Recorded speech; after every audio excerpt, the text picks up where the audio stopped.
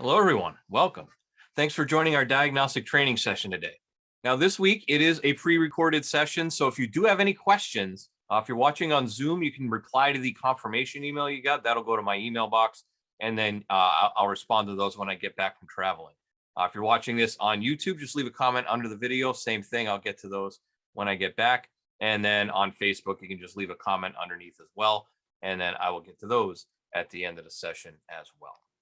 So my name is Jason Gabrinas. I'm one of Snap-on's national diagnostic technical trainers. Been in the training department the last 8-9 years or so, traveling around North America, helping techs and shop owners get the most out of their diagnostic equipment. Before I did that, it was a couple years as a diagnostic sales rep with Snap-on. So about 30 different Snap-on franchisees I worked with, as well as the shops that they serviced to help everyone get the most out of their diagnostic needs. And before I did that, it was 8 years at Subaru. So was in a Subaru dealership shop. And over time, just became the diagnostic guy in the shop, I guess. So always ended up with the drivability problems, the intermittent problems, the weird wiring problems that would show up on those cars. And that's really where I cut my diagnostic teeth, was trying to figure out all those weird head scratcher type cars that would come in my day. And before that, a bunch of other miscellaneous wrenching jobs. Been a little over 25 years underhood experience for me. So our topic today is a little bit different than what we're used to on this training sessions. We're going to talk about motorcycle diagnostics. Now, I'm going to go right off the bat and just say that I am not a motorcycle mechanic, but I could be a motorcycle mechanic just like you. So you may be a motorcycle mechanic watching this, or you may be an automotive mechanic that haven't really worked on motorcycles. But let's think about what is the difference between diagnosing a car versus diagnosing a motorcycle, or working on a car versus working on a motorcycle. Let's see. So let's do a little comparison chart. So first thing is, well, do they have an engine? Oh yeah, they both have engines, right? They may have fewer cylinders on a motorcycle, but they do both have engines, right? Transmissions, sure, yeah, manual or automatic transmissions. Both of those have that. How about brakes? They have brakes, brake pads, rotors, calipers, those sorts of things. Yep, absolutely. Between both of them, be very similar way of fixing them, diagnosing them as well. How about wheels and tires? They have wheels and tires. Can I use a tire machine to mount and dismount the tires on a motorcycle? Yeah, might need some different equipment, accessories for it maybe. But yeah, by and large, they do have wheels and tires, and we can work on them the same way. How about exterior lights? Motorcycles have headlights, they have tail lights, they have turn signals, they have bulbs in them, they have wiring. All very, very much the same as you would see on a car or a truck. How about throttle control? All right, so instead of having the throttle pedal on a vehicle now, we have the grip on the motorcycle. It's going to work pretty much the same way, and some of them are electronic now too. It's not just a cable anymore like it used to be, just like on a car. How about let's get a little deeper? Let's go a little bit further into that. That's kind of just the high level basics, right? So let's go. How about fuel injection? Right, motorcycles at the beginning, of course, just like cars, they were carbureted, but over time, over the last 20, 30 years or so, they've been slowly adding fuel injections to them as well. So yeah, we have fuel injection. So we have fuel injectors, electric fuel pumps. Automatic transmissions used to be you'd have to shift the bike manually, but now, of course, yeah, we have automatic transmissions as well. So same type of idea. ABS, analog brakes. Do we have analog brakes on a motorcycle? We sure do. So we'd have an ABS pump for that and so on. How about tire pressure monitoring? Yep, bikes do come with tire pressure monitoring systems, just like on the automobiles as well. LED lighting. So we talked about lighting in the last slide, but how about LED lighting? A lot of new vehicles, new automotive vehicles come with LED lighting, and sure, bikes have that too, just as well. And then cruise control, right? It might not be your first thought on a motorcycle, but yeah, they definitely do have cruise control. A lot of them do. How about radio and navigation, right? A lot of bikes nowadays, they got radios, they got nav systems in them, just like in this Dodge Durango over here on the right-hand side. How about an immobilizer? If you were here at the beginning and you saw the intro video, if you were on Zoom, you would have seen that intro video, and the immobilizer got a key fob on a lot of vehicles. Body control module, right? They have to control the different body systems on that bike, just like they control the different body systems on a car. How about electronic suspension? Sure, they have electronic suspension adjustment on some motorcycles now. We'll see that as we go through the presentation. Instrument panel, of course, we have speedometer, tachometer, all sorts of other display panels. Now we have video screens on some of the fancier models on there. And then telematics as well. There's telematics in there to help the manufacturer with diagnosis and so on and so forth. So I think you can see over those last few slides, motorcycles and cars, there's not a lot of difference between them when you really think about the different systems. Gonna have half as many wheels, half as many tires usually, but they have the same systems. And now motorcycles are becoming so much more technologically advanced. I mean, they have CAN bus and all that, just like on regular automobiles. So if you're not working on motorcycles, maybe it might be worth looking into to start working on motorcycles, because diagnosing the issues is going to be fairly similar between the both of them. It just might have different wiring schematics and diagrams. And the main difference, other than the different number of wheels and the lack of sheet metal on a motorcycle, is gathering the information. That's where we have a little bit of a gap at this time, right? So we don't have Shopkeep for motorcycles. So it may be difficult to get a wiring diagram depending on your source of information. As far as manufacturer repair information, sometimes that could be a challenge as well. So that's really, I think, going to be your main challenge, is gathering the right information. If you can find a good source for it, that would be wonderful if you had a good source, good solid source for that. Oftentimes, I believe you just have to go right to the manufacturer to get it. And also, most sensors on the motorcycle, for thinking about diagnosis, they're going to work off a 5-volt or a 12-volt system, just like on an automotive. And the scan tool functions are going to be the same as well. So I will have codes, bike set codes, just like cars.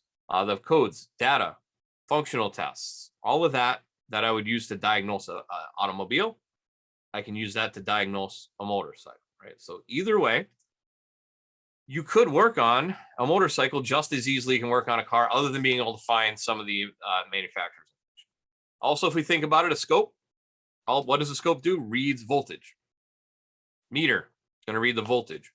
So the scope and meter functions are going to be the same as well. So say I have a 2-wire sensor or a 3-wire sensor, and that's off of 5 volts, then I should know what I should need to see on the screen, and I should be able to still test it. I was teaching a class one time, and person came up to me after the class and said, "Hey, have you ever scoped anything on a motorcycle?" And I said, I haven't had the opportunity to do that. And he said, "Well, hey, I have had that opportunity recently, and actually saved some of the files off my tool." And he handed me a USB stick and had a couple different files. So this was on a Yamaha 1900 or 1800 cc. They rounded up to 1900. And this was on a crank sensor, or crank trigger as they call it. And that is very much like on an automotive system. It's an AC signal generator. So you can see this is the bad one. This is before they replaced it. So it was giving a weak signal. It should be higher than this and lower than that. It's a very weak signal. And you see it's strong and then weak and then strong and then weak. Kind of has that weird up and down going to it as well. So it wasn't running very well at the time. Then they replaced the crank trigger, and that's more of what it's supposed to look like right there. So we can see it's got a flat spot there, and then it goes up and down AC on both sides, going up to a little over 30 to negative 30 volts on either side there. So I thought that was kind of interesting. They had, hey, let's check out these scope patterns, and they look very much like an automotive scope pattern. If you check the fuel injector is going to look the same as an automotive fuel injector. It's going to depend on whether it's what kind of fuel injector it is, but by and large, it'll look the same. It'll be the same type of test. Map sensor is going to just put out a voltage. Coolant temp sensor is going to put out a voltage. Oxygen sensors are going to put out a voltage. It's going to work the same way as it would work on an automotive application. So if you see, there's a lot of similarities between the two types of vehicle. It may be different, or may seem different, or it may seem like it's something you won't be able to tackle, won't be able to handle, but you're doing it all day long on a vehicle, or a car, or a truck anyways. You could be able to do it on a motorcycle. I know there are some shops out there that work on anything that comes to the door. As long as it's got an engine, they'll be able to work on it, right? Lawnmowers up to tractor trailers. And some shops are just like, no, I'm just going to work on cars. Some shops, they just work on motorcycles.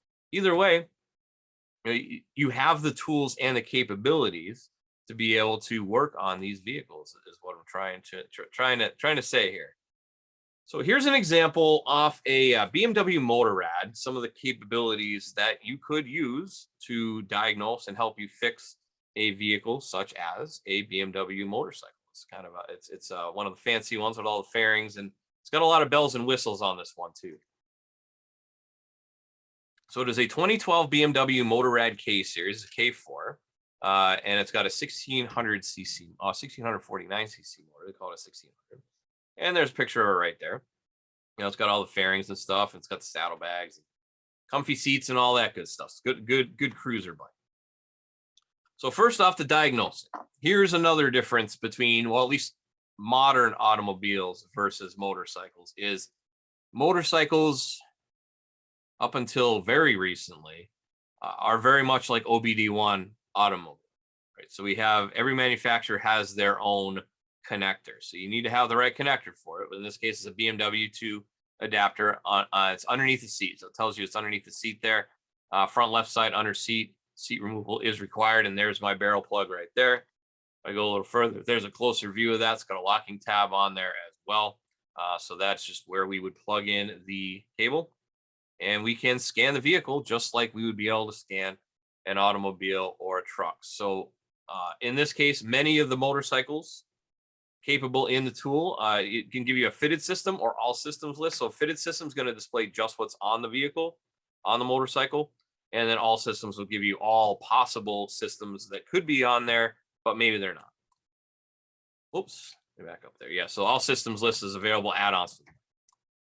Also, just like in the automotive world, we have a full vehicle code scan. We can go through and scan the entire vehicle for codes. Also have one-touch clear all codes just as well. And then we can access all the systems on the vehicle individually, on the motorcycle individually, with a single click. So example, engine, ABS, tire pressure monitors as well. This vehicle also has active headlights, anti-theft alarm, audio, body controller, satellite controller for the body as well. Body controller special vehicle, dynamic damping control. So there's just some of your electric suspension there, electronic suspension adjustment, immobilizer, instrument panel, side view assist. So that's something with the mirrors or so, I believe with that. You can go in just like on a car and you can clear codes, read codes, clear codes, data, functional tests, read the ECU ID, read software information, special functions within the functional test. Data stream, just like on a car, we have data stream too. So here's our different switches, battery voltage, cam speed, ignition coil closing time, clutch switch, coding, all these different things that I can use to monitor and diagnose very much like I would be able to diagnose with a car. So also you can go through and set your trigger points. You can do graphs. You can do a custom data list. You can flag them for min and max values with that PID trigger, right? And you can save a data playback movie as well. So let's take a look at some functional tests in here on the engine. So it's got quite a few. Coolant temperature warning light, electric fuel pump, engine warning light, exhaust flap servo motor, fan, injectors. We can turn the injectors on and off, do a cylinder kill, oxygen sensor heater activation. So if I need to test the oxygen sensor heater, because yes, it does have oxygen sensors on there, secondary air valve, throttle valve servo motor tests. There's different actuator tests on the vehicle, and then there's also some special functions in there as well. So special functions would be like adaptations and relearns. Here's another example on oxygen sensors, right? So I need oxygen sensor data to be able to diagnose some of these systems on the vehicle. So it's just like a modern automobile. Our motorcycles have oxygen sensors on them. So bank 1 and bank 2 as well, because we have 2 cylinders. So we actually have individual oxygen sensors for each bank. And then also in there is going to be service resets as well, if applicable for the vehicle. So in this case, the BMW has kind of a fancy system. So it's got a read and set service date and then read and set remaining distance to service as well. And the nice thing about that is you don't have to take if it's your bike, you don't have to take it back to the manufacturer or the dealer to do it. Or if you work in a shop and you want to be able to cover your customers, you give an oil change to the bike and you need to change the service reset, just like on a car, you can go in there and change the different distances, service days, dates, years, etc. in there. So you really can avoid those dealerships. You don't have to do that. All right, so you don't have to worry about that. And, any old shop that works on automotive could go in there and have the capabilities to work on motorcycles as well. So you may have noticed by now that I bring this up because there is motorcycle coverage in Snap-on Scan Tools. The other reason I bring this up is because now, as of last week, with the latest software update that just came out, All intelligent diagnostic tools also now have this capability built right into the tool. All you got to do is update the tool, and then you need the adapters as well. But you will get coverage from more than just Harley Davidson, because I know that's been a big thing out there. People have asked me many, many times, well, why does this P1000 have a motorcycle coverage, but my Zeus doesn't? Why does the Solus Legend have motorcycles and my Zeus doesn't? So now the Zeus, the Triton, the Apollo, and then the Solus Legend, and then the P1000 and the Ethos Edge will all have full motorcycle coverage on all our brands. So BMW 2000 current, those should be right now, as the time of this recording, 2021 model. Ducati 2000 current, Harley 2000 current, Honda 2000 current, Indian 09 current, Kawasaki 2000 current, Suzuki 2000 current, Victory 2002 to 2017 because they stopped making them, and then Yamaha 2000 current as well. As far as system coverage, and this is by far not an exhaustive list, we saw many different systems in the slides there earlier. So ABS, the different selectable riding modes, electronic suspension, rain, normal, performance, traction control, electronic suspension damping, tire pressure monitors, ignition system, fuel system, security and immobilizer systems, entertainment such as nav and radio, rider communication systems. That's one thing you won't necessarily find on a car. It's going to be rider communications. So that's where you can hook up with the headphones and a headset type of thing, and they can talk to each other if you got two people riding on a vehicle. Hand grips coverage as well. So you won't have hand grips on a car, but you will have heated hand grips, or you might have throttle controls and the like on the hand grips. That's a separate module as well. So as I said, in order to access this software, you would need the correct adapter for whatever bike you're plugging it into.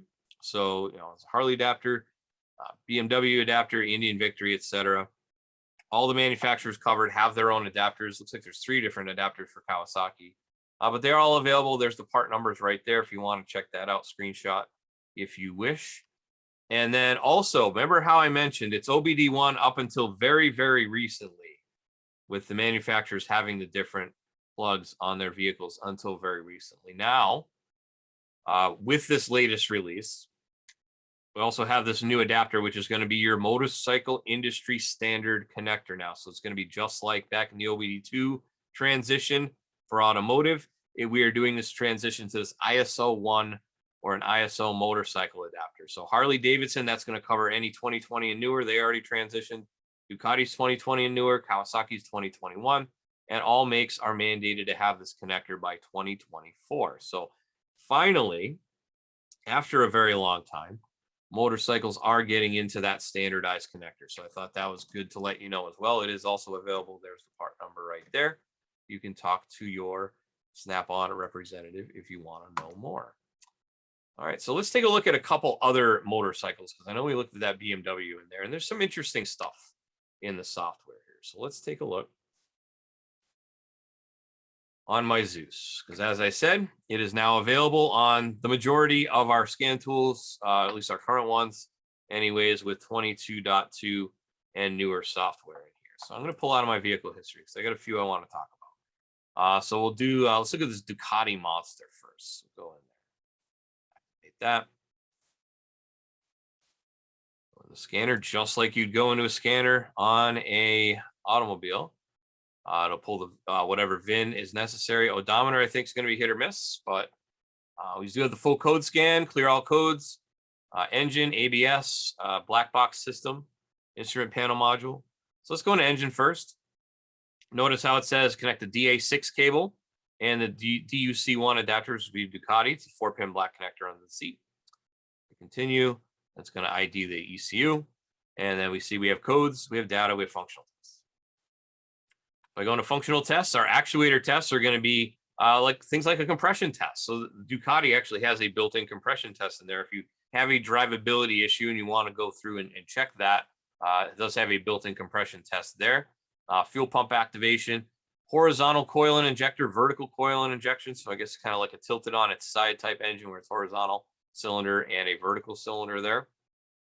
And then also in special functions, it's going to have CO adapter parameters, idle control adaptives, reset a TPS to closed, chassis number writing, reset self-adaptives for air-fuel ratio. A lot of capabilities in there with these tools. Let's look at the black box. That one's kind of interesting off the top of my head. Just looking at it, seeing Black box, that's kind of an interesting thing because we talk about that with cars all the time. Functional tests. So things like, oh, so that's going to be their like the body control. So exhaust valve, fan activation, suspension's got semi-active suspension, gets set at the full soft or full firm to test the electronic suspension on the vehicle. Special functions, anti-theft, enable and disable as well. All right, so it's got some cool functions in there. A lot of functional tests, codes, data, that sort of thing. All right, let me check on, let's see, what's next. So we had that one, that's 2019 Harley here, road. All right.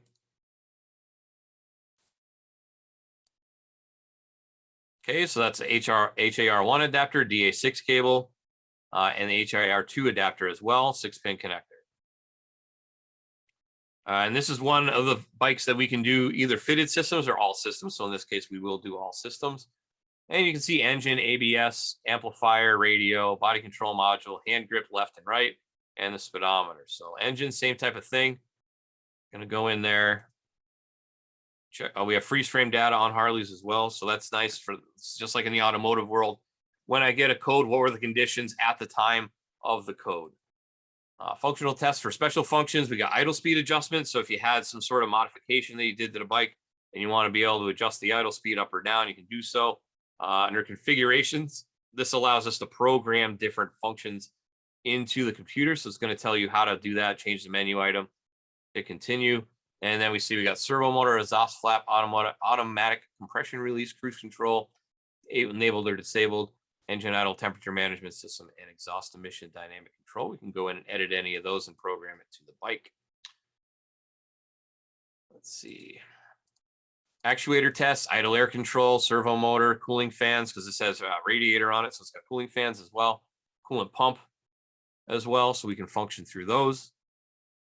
Let's go to the radio. There's a couple setup things we can do in here. So once again, we hook up with the adapter. And actually, the configurations are in the amplifier. Oh, no, it was on a different bike. Never mind. So body control is the one I want to look at. All right, so functional tests inside body control. We have special functions. We have BCM pairing. So if I put a new body controller in there, I'll be able to add it to the vehicle, pair it to the vehicle. We got configurations in here. So that's going to be similar to what we did in the engine, except here's where we put in our security pin. If we need to change the security pin or we don't know what the security pin is, we need to find it. That's in there. And also programming key fobs into the vehicle. So it has a proximity fob for the alarm for the security system. You can enable or disable whether auto arms when you leave the proximity of the bike. And then if you get a new fob, you have to program in this 24-digit number. So that's where you do that as well. So programming a new key to the bike is very simple. And then customizations as well. So this is where if I need to add any options, because I know people like decking out their Harleys. So if I wanted to change, like say headlights, we change the headlights to standard or dual halogen road glide lights. We could do that. Radio, with or without radio. Can do that, can change that. Service mode, sidecar, whether it has a sidecar or not. Turn signal and brake lights. So we have a dedicated brake light or turn signals. Different things that we can do. Auxiliary driving lights, always on or off. Accessory lighting, etc. So lots of different customizations you can do inside the BCM on that. Let's go into the other Harley that I had in there that I was looking at. And this is where I believe we can do the radio. Okay, go into the vehicle, all systems, and radio. Okay, and then there's radio configurations and radio pairing. So the configurations allows me to, for example, if I needed to change my speakers. So in this case, we've got 4 speakers, upper fairing, rear pods, no amplifier. There's multiple different options. So what do I have? Maybe I added a couple speakers as well. So maybe we'll switch it over to that. And we'll hit program, and then there it's done. If it's got a CB radio, CB yes or no, and then what frequency. It's got an intercom. Did I add an intercom? Navigation, what radio region? If I want to bring it somewhere else, I can have a different region for the radio. Amplifiers, whether those are installed, audio inputs, Bluetooth, satellite radio additions, anything that's added needs to get set up in here. So that's like a factory level function to be able to do that. And then all I have to do is hit program, and it will program it, and we're done. Very simple. The other thing I wanted to mention too is with the ABS. So with the ABS, you could use this for, let's say, for example, you wanted to put a taller set of handlebars on it. I know that's fairly common. So if you wanted to do that, you do have to crack open the brake lines. You need to put extended brake lines on there. So with the functional test, you can go in, you can actually go in and bleed the brake system. So if you go in, bleed the brakes, you can hit the front brake, the rear brake, both, do them one at a time. And then you'd be able to bleed the air out of the system. Once you have to replace the lines, you can go in there and you can bleed it automated, which is kind of nice. I like that we're able to do that. All right, so with that, I think that is my time for motorcycles. So hopefully you learned a little bit more about, they're not so different after all when you think about it. They're really very, very similar to an automobile, especially nowadays with how many systems and electronics and networks they have on the motorcycles now. They're very, very similar to how you would diagnose a car. And if you think about the sensors, 5-volt sensors, signal generators, fuel injectors, fuel pumps, oxygen sensors, all of these work very much the same as in the automotive world. So if you and also know that the scan tool is very capable of being able to do a lot of the functions that you will need in order to diagnose the vehicle. So hopefully you picked up a few tips and tricks there. Hopefully if you have one of those tools, it might be worth the update for you. Might be a new way of generating a little more work in the shop if you wanted to go that route. So definitely more than capable for that. So now let's talk about what we're going to talk about next week. So next week we start all 5 all-new classes. TPMS operation and testing will be the first all-new class we're talking about. So all about tire pressure monitoring systems, the history, the inner workings, how do they work? What can we look out for, like say battery life, things of that nature? What special tools might I need? And what can I do with the scanner that I already have in order to work on these systems? So hopefully you can join me then. Check that out, TPMS operation and testing.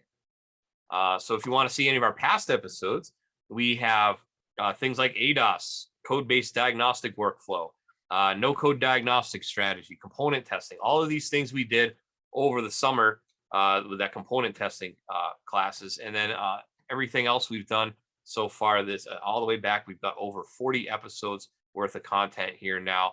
So definitely worth checking that out. Once again, go to YouTube. There's a playlist for that, youtube.com/Snap-on Diagnostics.